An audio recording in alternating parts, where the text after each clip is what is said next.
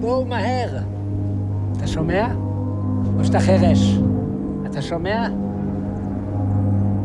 הרוח נכנסת לחלילים, והחלילים מנגנים, והכל נולד מזה שהיה פה צינור, ופתאום אני שומע מישהו שורק, אבל לא שריקה אנושית. אמרתי, אם הטבע מציע לך הצעה כזאת, אתה צריך להיות סתום, לא לאמץ את זה.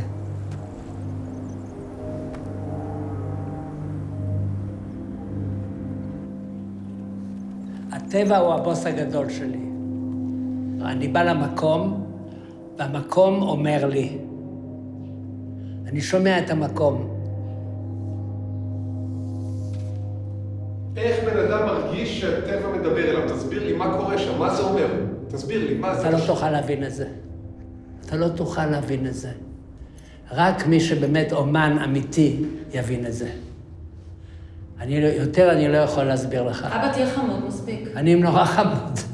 אז בעצם אפשר להגיד שהטבע כן. הוא היחידי בעולם הזה שאתה באמת מקשיב לו וסופר את דעתו. הוא לא היחידי, אני גם מקשיב לאשתי ולבנותיי, אבל יש לו כוח אדיר. הטבע לא מדבר בכלל על נתניהו. אתה מבין? זהו. אז מה אתה אומר בזה?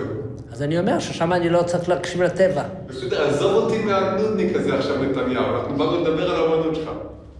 אוקיי, אני רק אומר לך, האמנות שלי היא אמנות פוליטית. זה אומר שאני מגיב באופן פוליטי על דברים שקורים בעולם. וכשאומרים לך, אמנות ופוליטיקה לא הולך ביחד. אז אני אומר להם רק דבר אחד, גוארניקה. איך? גוארניקה. שמעת על גוארניקה? הציור של פיקאסו, גרניקה. לא. לא, תמי בואי, אנחנו הולכים מפה. בן אדם לא שמע על גוארניקה.